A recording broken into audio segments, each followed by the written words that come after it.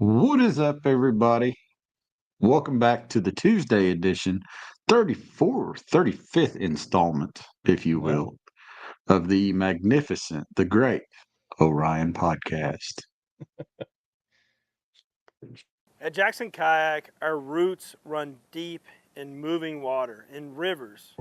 We got our start as a whitewater kayak company. And then the first fishing or dedicated fishing kayak was the Coosa.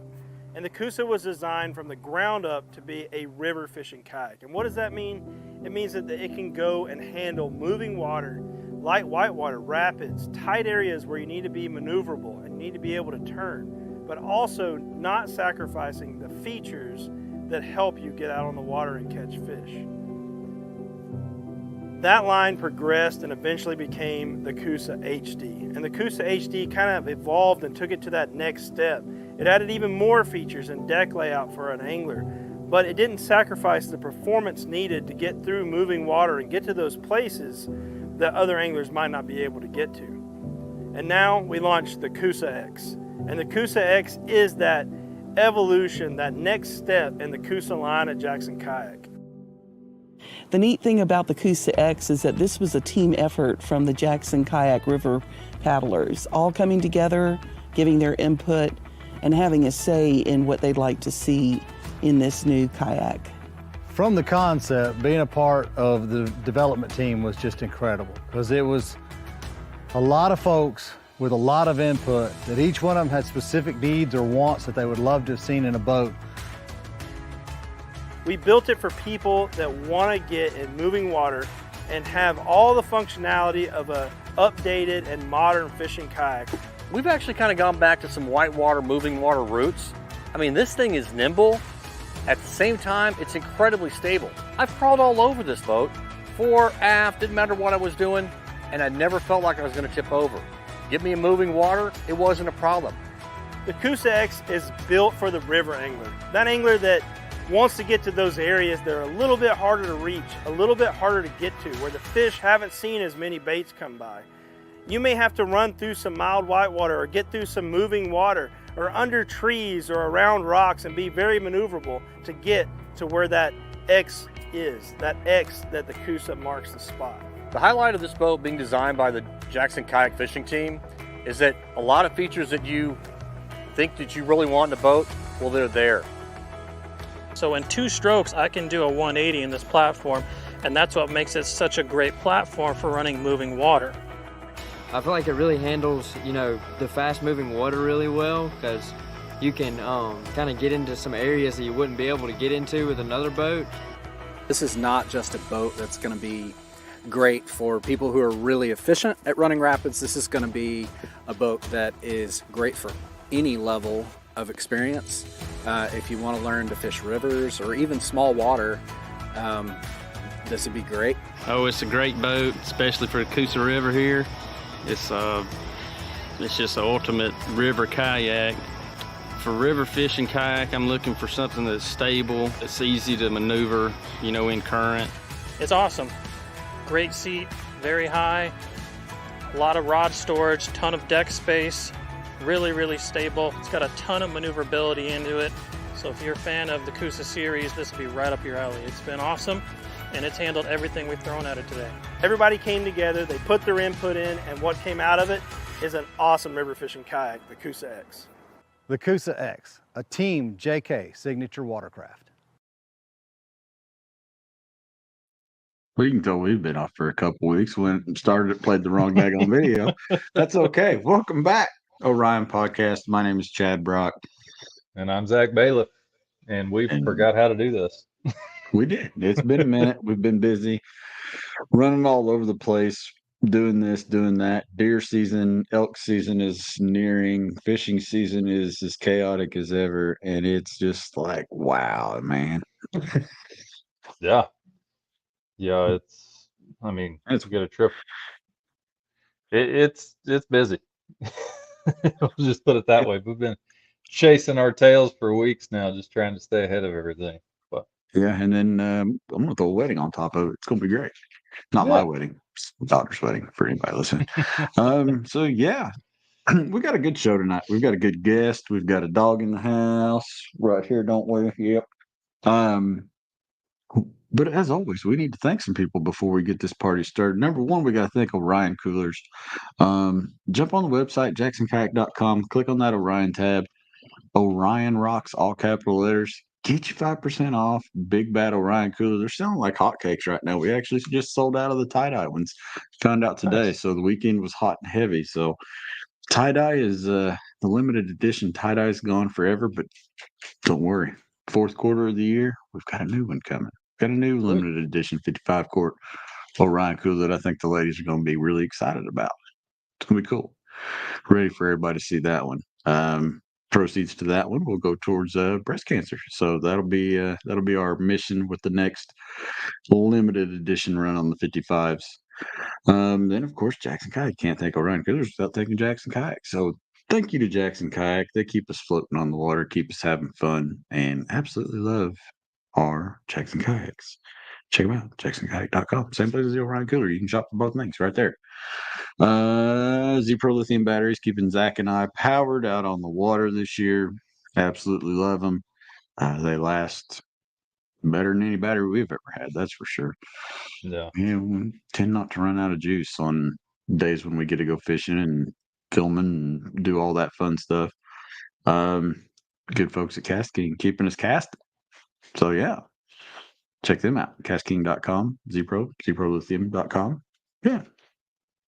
I think that's it. All the places. All the places. I knocked it out at the start because like I always like get down to the end. I'm like, oh crap, I forgot. So big fishing news. Kevin Van Dam has officially retired. Sad. That's right here to my eye. That's a monster career and will leave a vacancy in the sport for sure. But there's a lot of good young guns coming up, and guys are starting to really take over on the media side of things. So I think they'll fill his shoes nicely. Yeah, I think so. I think it's. I mean, I've seen Kevin Van Dam cry. That's wild to me. Yeah, very wild to me. Yeah. So you're like, what? You had ICAST. We've had Kevin Van Dam retire. Yeah. It's been a while since we've done this. Yeah, I mean, what do you say? 33 years. That's a long time launching boats for tournaments every year. Man, walking away from that's a big deal. It's a way long time, dude. I don't know how I would. I don't know how I would handle it. What's up, Ryan? Let's see. We got everybody's in the house tonight. Congrats on the daughter's upcoming wedding. So let's just hope I make it there, Miss Jean. Just hope I make it there. Everybody's here. Everybody's here. Well, let's. Should we just? We should get going because we're just rambling. Yeah. Rambling. Well, it's been a while. It's easy to ramble when it's been a while. We get a lot of things we've done, but yeah, we could go on and on talk about our fishing, but I'd rather talk about this guy's fishing. Yeah, he is the king. He is one of the kings of the river, and he's a fishing man. That's just all there is to it. So tonight, for you, ladies and gentlemen, we're going to talk about the life, the times, maybe get some cooking tips with Russell Johnson. I've misplaced there is. Oh, you don't want to see that. How we doing, man? Good. How are you today? Oh, lovely. Just peachy. We're rambling, dude. Like we forgot how to have a conversation. Yeah, we're like socially awkward, like it's our first time, but it's not. Yeah. It happens, man. You guys been running, burning a candle at both ends, having some fun. So it's that time of the year before we set into this colder weather up north, which is going to happen. Sure. Yeah, I'm looking forward to fall. I'm not looking forward to winter up here in this awful place when it gets cold. Yeah, it's a love-hate relationship. It lasts forever is the problem. Yeah, there's multiple seasons inside the season. You think it's gone, and then comes back, and yeah, I'm looking forward to it, but not really. Yeah, I hear you. So, After that hot stretch though but that we all had I'm glad. kind of through here, it was kind of like, man, sweatshirt weather don't sound bad. And it's like you kind of want to smack yourself because you're just don't know if that's really what you want. Yeah. Yeah, it's Yeah. yeah. Come on, hold on. We got a special guest here. This is Special my guest. little one. What's that? How are you? Hi. Say hi to So all we're the riding people in bikes Jackson today. Kayak Land. Riding bikes today. Tell everybody Nice. watching the podcast. Tell them hi. Watching the podcast. Hi. Ryan says hi. You just saw Ryan at the restaurant the other day. Oh Yeah. Then Cold Guinness, Miss Jean, Mama Jean, she's on here. There she is right there, actually. Yep. All right. Let me go back in this podcast. You go ride the bike, okay? Okay. All right, love you. Bye-bye, love you. I mean, not bye-bye, love you.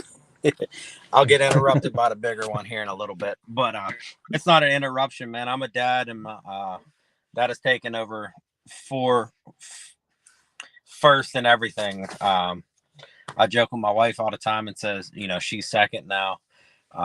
But she takes the kids first. I know I'm second. So we love our kids, 9 and 5. Short story with my 5-year-old. We had a super, super busy night in a restaurant last Thursday. We had did all-you-can-eat crab legs, and we seat 65, and our waiting room was packed full.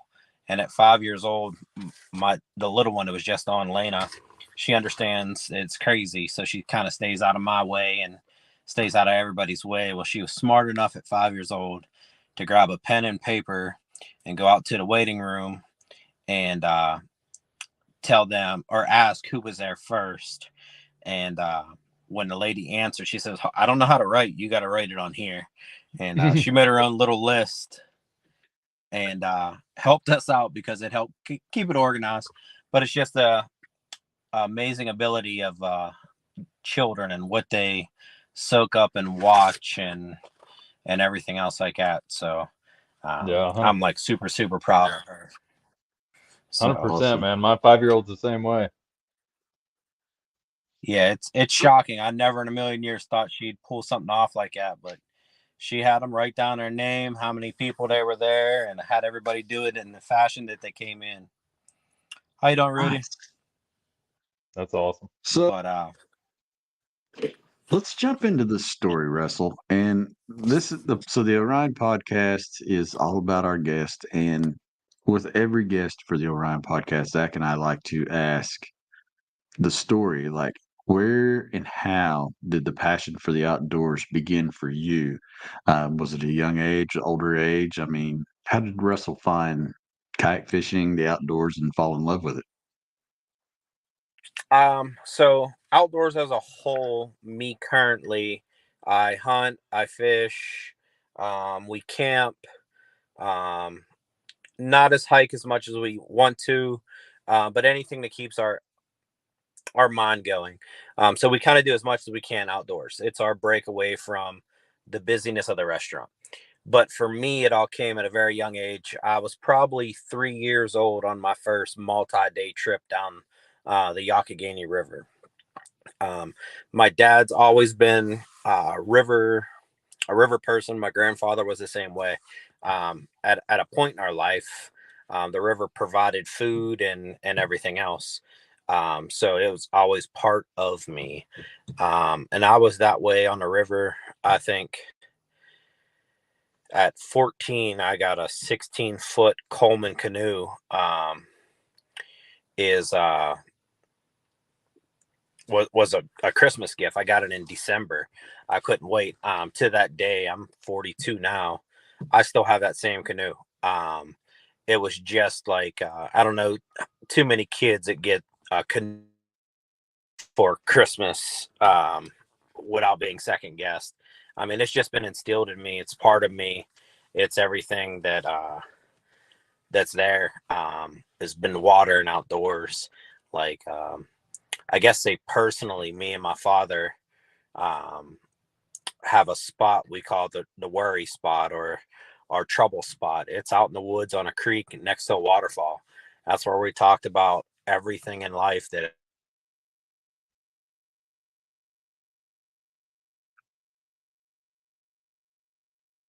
It was about time to lose him. He was on it. He was on a roll, yeah. He was on a roll. Where'd he go? Where'd you go, Russell? Oh man, we dropped him. He'll be back. Lost him altogether. More rambling. Lost him. We'll ramble back to the ramble. Yeah, so we got a heck of a crowd tonight. So shout out to all you guys that are watching. While Russell is gone, I would like you guys to think of 5 different questions that you guys want to ask Russell, and 45 or 15, a quarter to, however it is, whatever you want to call it. We will start asking Russell your guys' questions. So drop them in the comments if you guys are listening on the YouTubes or the Facebooks. And yeah, we definitely want to hear from you guys. Yeah, we got a lot of folks out there in the We do. comments They just tonight. keep going too. Yeah. Keep coming. Keep coming. What's And up? he's back. Oh, he's back. All right, so we lost you right as it started to get like super good. we're gonna see what we can do out here. I'm gonna stand outside instead of sitting in the truck. But we There can you watch the sun on my shoulder. But yeah, so being outside, I told you the older one would show up here in a second. Hi. What's up? So Nothing. come back if you're. This is my oldest. This is London. She's 9. Hello, Nice hello. to meet That's you. Chad and Zach.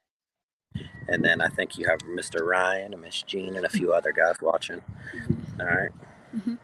Yep, there's Oh, Ryan saying. Ryan and Miss Jean will be in a second.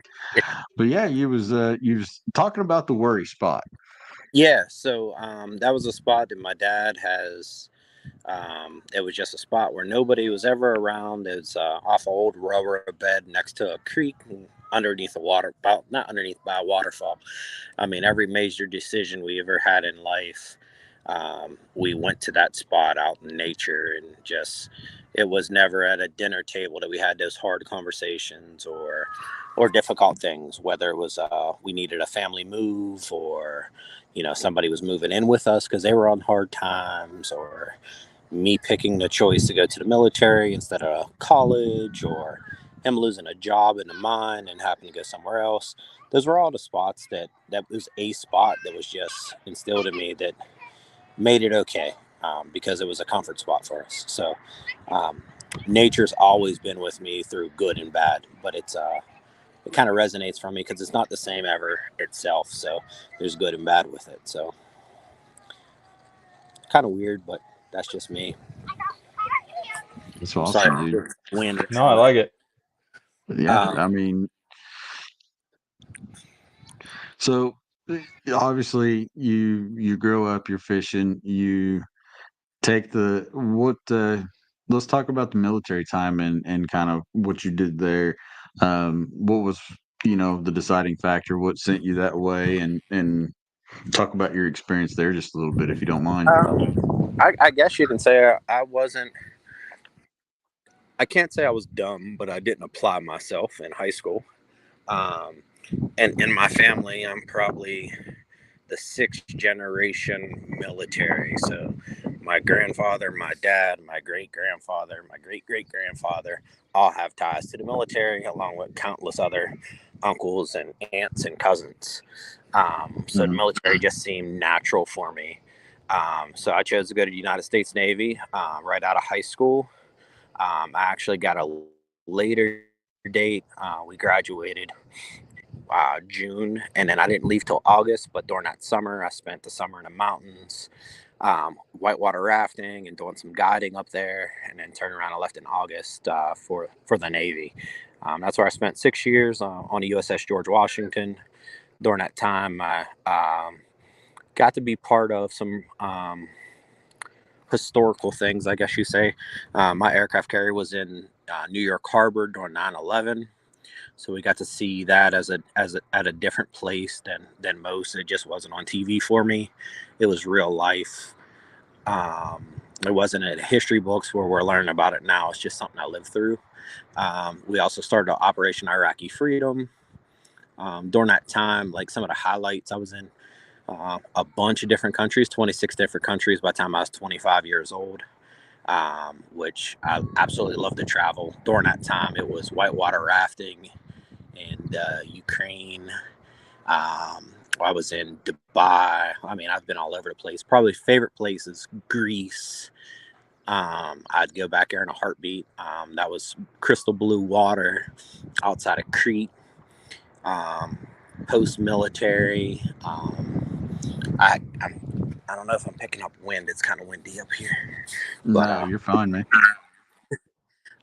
Post-military, I came back home, moved back to the area I graduated from, which is a little town on the Youghiogheny River. Established a relationship and a family there, and then end up, I guess, moving back to the town I was born in, where I'm standing at now. It's in Menneson. Meet my wife, and then having 2 kids during that course of time. She supported everything I've done since kind of day one. I don't think she has a choice. I'm more of a ask for forgiveness instead of permission to do some things, but she's taken on the role of supporting all my outdoor activities and I always make sure the family's right before I go do something. So I guess long story short, I absolutely love the military. Since then, the 20th anniversary, odd fact of me is I was chosen by some locals out of the Salvation Army to be the chef that represented, that fed the food at the 20th anniversary for Flight 93 up in Shanksville. So we did, I was the chef that fed them. So I guess you could say it was like once in a million chance. Nobody's ever going to be able to do that. And there was a team of about 15 that I got the lead to make sure that there was hot meals for all those in attendance from the families of Flight 93 and then the crew of the USS Somerset, which was on board there. Wow. That's awesome. I think we're close to we are pretty much the same age, Russell, and it's hard to believe in just everything that's been 20 years. I mean, you just thinking about it, it's like seems like yesterday. And I'm sure it does even more for you. I mean, it's crazy to think that it's actually been that long now. Yeah, it's weird. Like everybody talks about, I remember where I was during that time, and it's like I really remember the people I was standing next to, the conversations being had, the ship leaving from where we were heading north to New York to get there as fast as we can. I remember all kind of stuff that just wasn't the CNN news blast of a terror attack on our own soil. My wife talks to me sometimes and I get emotional about it. I'm not afraid to say I'm an emotional man. But it's some of the stuff like just feels different anymore. And to be 21 years now, it doesn't seem that long ago. I mean, it's being written in history books, and you always think about what you learned in school was long ago. It doesn't feel that long ago. Yeah. No. But it's being written in the books that they're being taught in school now. Yeah, I mean, and our music is on the classics channel now. So yeah. Well, there's that too. Well, that's what I tell my wife all the time. She's a year older than me, and I said, well, the 70s are 50 years ago. And I'm sure if I look over to her now, I think she's watching live on the other side of the parking lot. So if we see a shoe come flying, you better get behind a shield somewhere. She's right over here somewhere. Is that the car coming flying at you right now? Yeah. But we joke about that stuff all the time, but it's I guess for anybody out there, man, it's like younger guys, it's take advantage of the time you got now, because before you know it, you're out of school for 5 years, 10 years, 15 years, 20 years. And I mean, you got to make the best of the time you got. Yeah, it's wild. I mean, Vanilla Ice is a classic. Was a classic. Yeah. Right. They're playing that on the oldies radio station. But Yeah. so you leave. You once you get out of the military, you kind of come home. I mean, how fast did you re-emerge yourself into the outdoors and progress towards your future that way? I guess I never left the outdoors. I mean, I left it during that time, but I guess like every chance I had, even while in the military, that I can come home and get on the river or go hunting or something along that lines, I did. I never really pursued it outside of home during that time like I do now. Um, but it didn't take long. I met a group of guys when I came back at a sportsman show, and it was I was in a solo canoe at this time, just a one-seater canoe, and they were talking about fishing tournaments, and I've always chased smallmouth bass, and on their little tournament trail they had 3 rivers, and I was like, if there's smallmouth in it, I can stand a chance. So um, I end up fishing these events, end up finding a guys who are saying, hey man, you got a canoe, you need to be in a kayak. It was a kayak fishing series, but they allowed canoes, and I was like, I'm fine.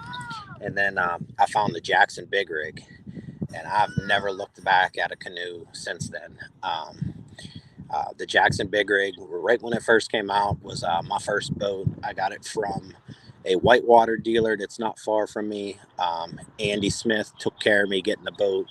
He wasn't too knowledgeable of fishing, but we kind of knew each other from whitewater. Here she comes again. We kind of knew each other from whitewater, and he got me in the boat, and I really haven't looked back. I've probably owned 3 Jackson Big Rigs since then. And then I started fishing these tournament trails, meeting other people that shared a likeliness for the outdoors. And I haven't looked back. I meet great people and kind of focus putting new people on the water, just because it's, I guess you say, the water's my church. It's my bar when I need time to unwind. It's Lana. There's a deer by the soccer goal. I'm sorry, as we're sitting here in the outdoors. It's just a little bit of everything that calms me, so like soothes me, picks me up, and it's never the same. I've never been on the same river twice. It's always a little bit different, different wildlife, whether it's butterflies or bald eagles, snakes or spiders. It's always something new. I'm always constantly learning. It's always constantly changing. But I got real competitive with it.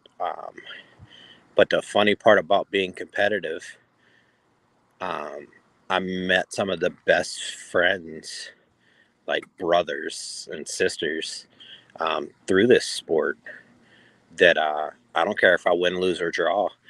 Spending time on the water with some of them is just better than any of it. We just came back from the Hobie BOS down on the New River in Virginia. I fished with my buddy Billy. He's also a Jackson guy. And we ran our Coosa X as more having fun and fishing than anything else. I mean, yeah, you pay a couple $100 to do this, but I think it's worth it just to get to the new places we go. Yeah, and like Matt Ball, you and Matt Ball are pretty tight friends, and 2 guys not even from the same town, but kayak fishing has brought you 2 together, and you guys talk as often as you can, I'm sure. Yeah, it's funny. I mean, me and Matt Ball are nowhere near the same when it comes to how we were born or raised or anything else like that. And I've met his parents. I met his children, stayed at his house. We done slept on the same car seats. while we're driving from here to Maine or wherever we may go, you meet some of your best friends. Like, I mean, with Josh Evans, I don't think there'd be a day that goes by that he wouldn't accept me into his house to crash while I'm traveling. Same with a lot of other guys. Like, we, you meet some fantastic people in there. Like, there's just it's like-minded people. I got to kayak with Emily earlier this year. I was in a ducky because they were doing some whitewater. It was during a JK fun stop, whitewater fun stop. And I was going to run the Coosa X through the whitewater, but I didn't have it at the time. And they're a little bit crazier than what I thought they were going to be. So I'm glad I was in the ducky. But even like meeting Emily and her family, it was like we know each other, but it's like we knew each other. And I think there's a big difference in that. Like it was open arms with a hug. It was, here's my kids. It was everything that, that you would think. But I mean, outside of that, I did flip out of the kayak or the ducky while going through a rapid. And the first person that was there when I turned around was Emily. We laughed about it. I hopped back in and finished out, but it's just a camaraderie that you get out of people. You know, I like look up to Emily. This lady travels around the world competing, as a world champion, but she's still a very personable person. Can we go tackle the black thing down there? Go ahead. She makes time for anybody and everybody that wants to spend those few moments. She will give you those few moments of her time, no matter how strapped her time is. Yeah, it's crazy. I mean, I guess with JK, I've kind of taken a little bit of a different role than I ever thought I would take with them, and having them believe and trust what I say. And I guess I say things the way I feel, not sugarcoated. And I spent hours on the phone with some people in JK that I never thought I'd be in the same room with, and lots of time talking to Emily and a few others. And I think that just seals the deal with being, as I represent them, they represent me, as Jackson and Orion. But it's like, even if I didn't have the opportunity, seeing how they operate lets me know that that's the company I need to support. And I think my wife understands that. My kids are starting to get it, of why I do it, because they support me. Like, guys just shared something that I'm going to be doing here in my community in the next week, actually a week from today. We are doing it's called Get Fired Up. Fired means a few things. That's on a flyer. It's about inspiring kids to do the best they can on overcoming adversities, and understanding that I'm not afraid to say I did not graduate nowhere near the top of my class, but I still became a positive person. I've always done the best I can, and understand that I'm not going to win or come in first place in everything I do. I'm not going to be successful in everything I do. And I think the military taught me how to take my L's and keep on rolling with them. But it was really humbling to be put on a panel to talk to the kids, because there's some big names there and some other locals.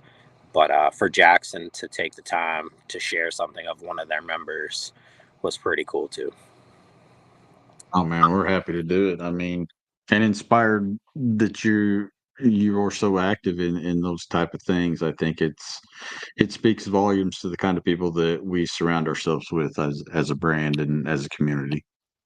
Yeah, it's community involvement has really, really taken a front seat with me, because there was no silver spoon here.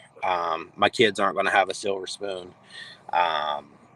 It's been a grind, and community involvement, letting them know that it's okay to have a little bit of a hard time. It's okay to ask for help. It's okay to be emotional. It's okay to have mental health problems. You just got to understand where you can get help for them. And some of those, as even adults, are hard to swallow. Saying that you need help with something. So this panel that I get to engage with is, there's part of it's for kids and part of it for adults. It's fun to be looked at by my peers as somebody that can talk positively in a pretty big school auditorium here. I'm not a professional at public speaking or anything like that. I just kind of speak from my heart, and sometimes it's right, sometimes it's wrong. But once again, when I'm wrong, I don't mind admitting I'm wrong. So, I just Emily. I actually, when I found out I was on a panel, I messaged her and told her she's kind of inspired me to teach. So that's been cool. Yeah, I mean, getting those opportunities to work with kids is something that she's passionate about, and it's a good thing. And we're doing a few different things, I think, this year. One of the things, we're actually going to we're adding a second boat to the JK Trail at Coosa X, and partnered with USA Bass, and we're going to raffle that dude off, and it's going to go towards Next Generation Scholarship Fund, which is something that USA Basson's always done. So if we can, through Coosa X and getting somebody on the water, put a kid through school or help them through school, I think that's an amazing opportunity. Plus, the inner city stuff that Emily's doing, I mean, you can't beat that stuff. No, you can't. And it's kind of crazy because I don't know, it doesn't feel forced. It feels natural. And it doesn't feel like anybody's doing it for any personal reasons besides self-satisfaction. Somebody had to teach me how to whitewater raft. Somebody had to teach me how to whitewater raft. Somebody else is, going to have to teach the next generation. And she has taken that on because we see it here in Pennsylvania. Like, there is a big gap in hunting and like the heritage and tradition of it, where there's not a lot of young hunters anymore, because it's not being taught. So I commend the inner city and, just all the time that the guys at Jackson and all the other outdoor sports put into our youth. So if I can start something like that, that's what I wanted to do. I always have a kayak on the back of my truck, unless I got the kids' bikes or I'm doing a catering for the restaurant, and it's every day. Mr. Johnson, can you take me fishing? Mr. Johnson, can you take me fishing? And that's what I've been doing, kind of like trying to figure out how we start a fishing program for these kids to maybe take them to a pay, like just to catch a carp. It doesn't have to be competitive like I do or anything else like that. And when I made that post, this was a while ago, and I kind of tabled it because I have to look at the legalities of it. I had so many people out of kayak community, whatever you need, we'll send it to you, just to get these kids fishing. And I don't know, if you look back at some of my older live videos, I've taken a few kids fishing. One of the kids, Kayak. I think those little moments like that kind of actually change those kids to understand that there's something a little bit more. He was young and he still talks to me about fishing. And I haven't been able to get him out as much as I can because I try to slide the girls out or go catch a couple hours by myself. But that's my next big thing, is like starting a kids fishing club. I've had people reach out for all the terminal tackle, rods, and whatever I may need, using their sponsors, because they know if I do it, I'm going to do it wholeheartedly and full force.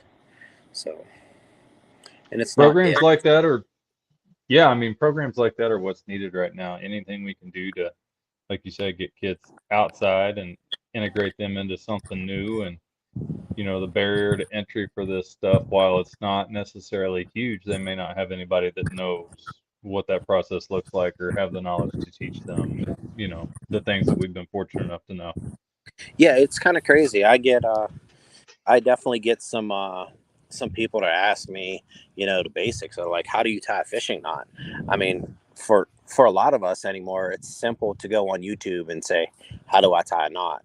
But for some people, they don't think about it that way. So they need some hands-on instruction, or, where do I fish? I go to the river all the time, and I sit there for hours and don't catch anything. Well, I know it. I know why you're not catching anything there. Not saying fish don't go through there, but it's not a high percentage area. So we look at it different. And I think we can, as outdoor enthusiasts, can cut down some of the learning curve to make it enjoyable. So I've actually been in talks with a guy that owns a pay lake about 15 minutes from here. And, that's going to be a higher percentage where kids get to possibly catch a catfish or a carp.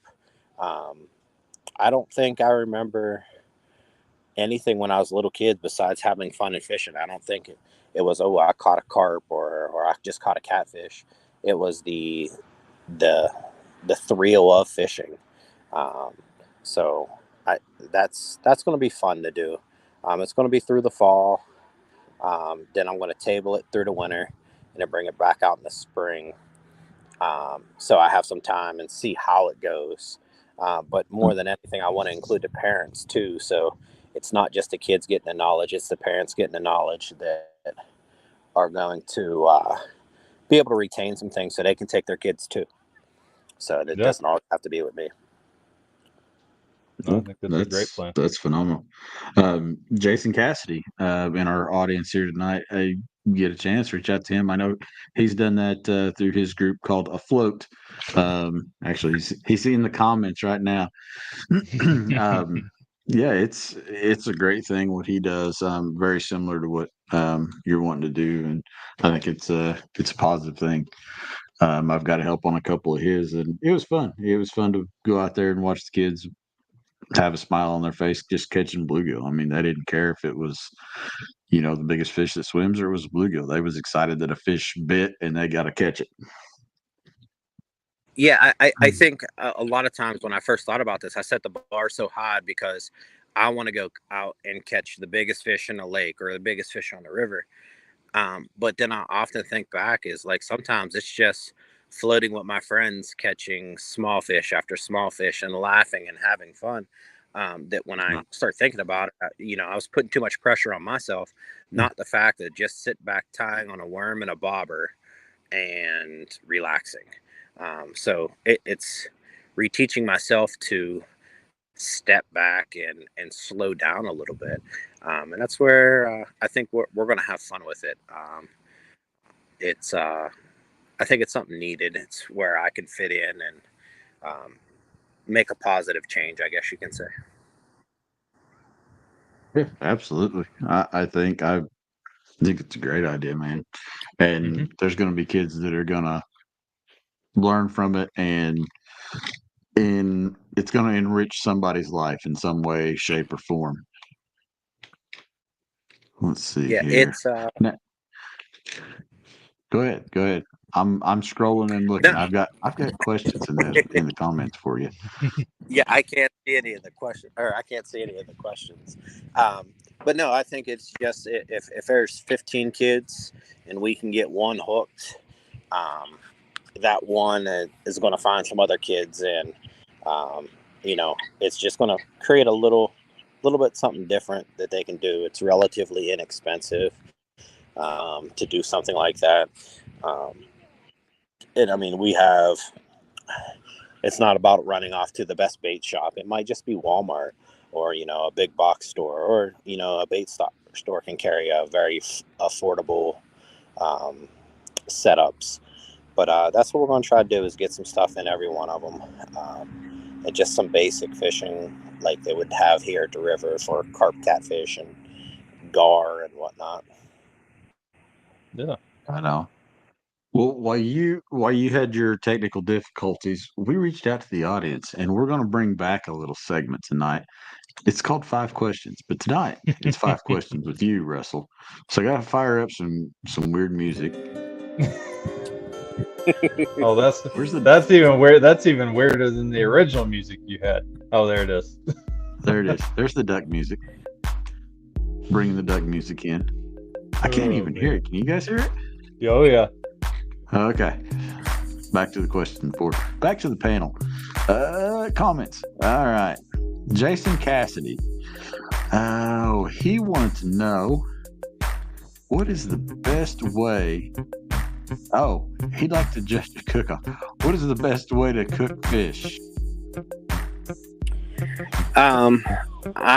I am a open fire foil tent guy. I like fresh fish.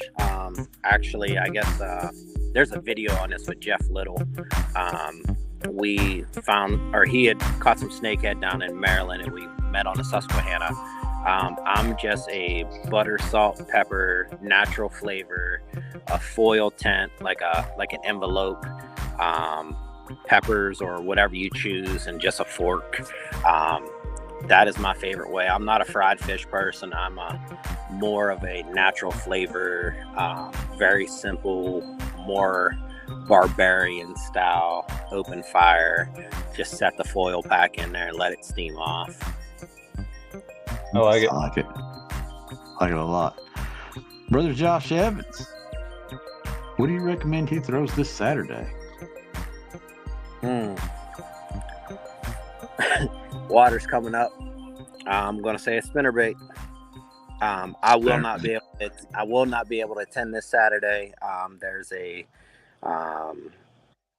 There's 3 events going on at once. Bass fishing, PA Bass, kayak side, native power hour tournament, and not Delaware Paddle Sports. I can't think of the name of the Josh's organization now. I knew I was going to get tongue-tied on that, but they're all meeting on the Susquehanna and having a giant event on the Susquehanna. The river's going to be rising because we're going to be getting a substantial amount of rain up north, and the Susquehanna is a mile wide at some areas, and the smallmouth are going to be all over the place. So if I were fishing somebody, I would pick up either your favorite chatterbait or spinnerbait and just keep chucking. Chuck and wind, baby. I like that. Chuck and wind. Chuck and wind. Brother, you got Rudy. Rudy's in the house tonight. I'm getting my points back, by the way, Rudy. You were only safe till this weekend. What is the biggest Western PA muskie that you've put on the board? Biggest muskie I've caught was actually out of the Occoquan River. It's at 48 inches, and that was just a regular old muskie. Then I caught a tiger muskie that was like 41 or 42. I have to look back at the pictures on that, and that was in one of our smaller impounded lakes up here. That was probably one of the prettiest fish I ever caught. I was fishing out of a boat on that one, and when I caught my big muskie, I was actually wade fishing. This is probably 15 years ago. Wade fishing in a very, very unique spot on the river that has an island. It drains into a giant eddy, and they sit there and eat suckers and carp all the time. And he picked up a tube off the bottom, and I had to drag him up the shore and had no gear to handle a giant muskie. Biggest one I've seen caught, been with, has been 51. Wow. And that was while somebody was muskie fishing. And they're river muskie. They're a little bit different than the lake muskie. They don't get the heavy weights. They're built like missiles. I mean, they're fast, they're strong, but they don't get those big bellies like you would see them out of like Lake St. Clair or some of the other well-known lakes for them.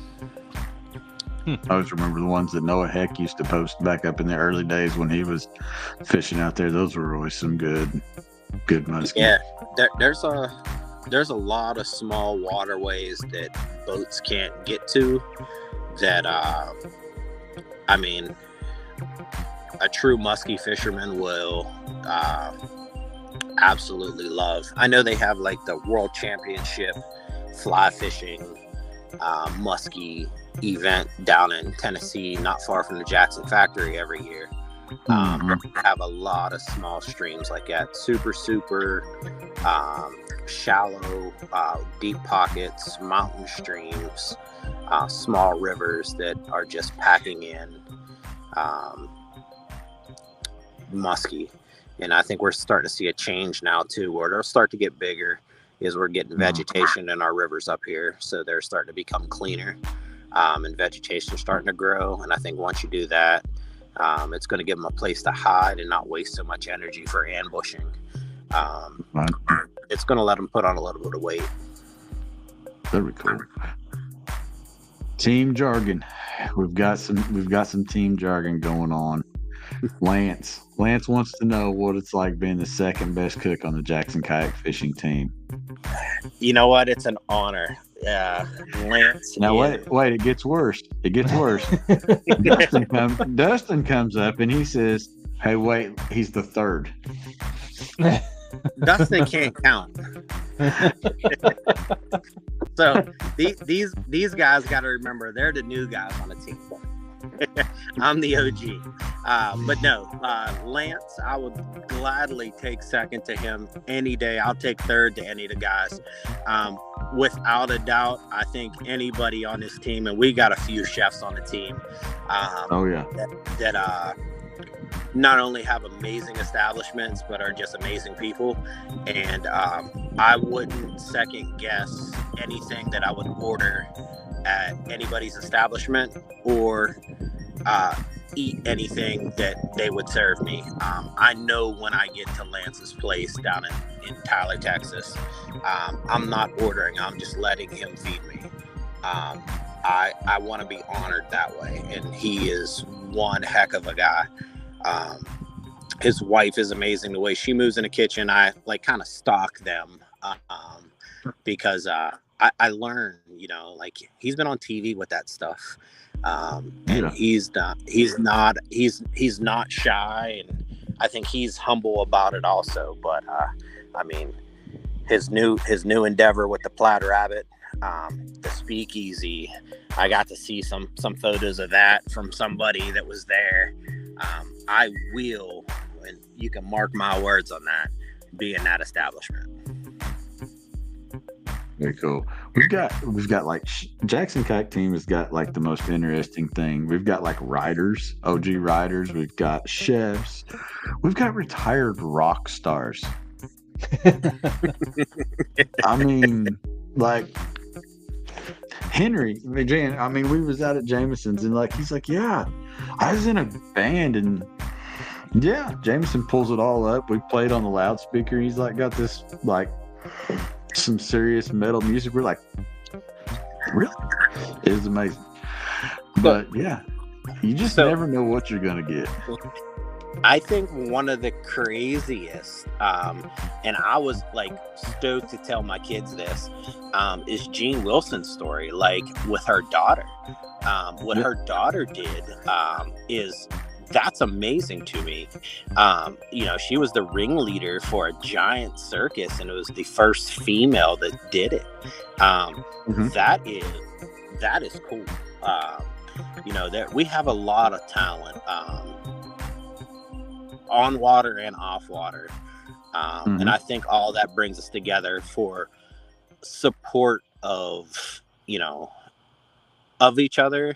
And it doesn't necessarily feel that it's I don't want to say this and ruffle any feathers, but I feel our team feels natural. Whether it's the Orion team or the Jackson team, the Whitewater team, because we support each other outside of what we do on the water. And because of that, I think we feel a stronger bond with each other. So it's easy for the guys to say happy birthday when it's one of your kids' birthdays, or congratulations on your new business, or to support you in a different way that is not just on basis of, oh, he's my team member on Jackson Kayak. I think it just embodies the family of Jackson Kayak. And that is, I think that's a big difference between what we have here and what some others have. No, the last question of the night. What is on this weekend's menu? This weekend's menu is unique. So we are going to go with a skeleton menu, very bare bones at the restaurant. And my family has a community called Witsit. It is an old mining community. The company house was built in 1864, it's still standing, and a lot of the other houses are all 1900s. Well, that community has an event once a year that I cook for with my family to raise money to help pay for the porta-johns for the playground, the electricity, and everything else like that. It's also tied in with the Youghiogheny River Bike Trail, which was the old railroad that now runs from Pittsburgh to Washington, D.C., through Ohio, Powell, and Myersdale. Well, we take one day a year. It's always the second Saturday in August, and we cook a bunch of barbecue. So I have over 100 slabs of ribs, 200 chickens, 300 hot dogs, 300 hamburgers, and a slew of sides to go with it. And we sell all of that to raise money for the community. It's a nonprofit for everybody that volunteers. We'll do like 200 pounds of fresh cut French fries. It's a big, we take I think it's 40 by 60. I guess you would call it like a pavilion, and turn it into a giant kitchen. And we have music all day, free events for the kids, fireworks at night. Often we'll have a live band that plays, and everything goes right back to the community. But it turns into be family reunions and everything else like that. So we invite our fire departments down, local representatives for politics come through, families are there, and it all goes right back to the community. So today, this weekend's not about my restaurant, it's about my community. So very cool. That's awesome. Very cool. Yeah. One of these days when I get up there to see Zach, I'm gonna me and Zach's coming over for the breakfast. Whenever you're ready, man. I'm coming for the breakfast. I've seen the breakfast posts. I continuously try to like the breakfast posts when they cross my feed and I'm home. We're kind of notorious for finding a good breakfast joint anyway. Once we get like together, breakfast, man. So yeah, it's funny with our breakfast. We do. Let me turn around the light this way. We do a barbecue for breakfast. So we'll have ribs and eggs. One of the funny ones I do, as we're talking about getting old, Chad, I do Biggie's breakfast, and I'll let you think about what that one is. It's hard to say. Biggie's breakfast. I mean, I see everything, like all the pigs. Yeah. So I'm going to say Biggie's breakfast. Think about music. It's definitely a classic. What would Biggie have for breakfast? I knew he was leaning towards the song. But... Gosh darn it, Russell! You're doing this to me, and I can't think of it off the top my mind's blank. T-bone steak, cheese, eggs, and Welch's great. Welch's great. There it is. Dang on it, man. Second you said it, it was like whoop, gone. Gosh, that sounds cool too. We like to have fun. I guess our number one seller for breakfast is called the garbage plate. It's pulled pork, brisket burn-ins, potatoes, eggs, cheese, and a little bit of bacon on the top with some toast. It's a meat and potatoes meal for sure, but that is probably our number one seller for breakfast. Wow, pretty solid. Zach, Zach's gonna not be able to eat the rest of the day. Are you kidding? Okay. I put away food like it's my job, son. Mm-hmm. Get that many taters in you won't be. Oh yeah, it's a big plate. That's awesome. My wife always gives me a hard time when we go out for breakfast because I always order two, and then she's like, "Oh, you didn't order for me? Okay." She didn't realize I was just ordering for me.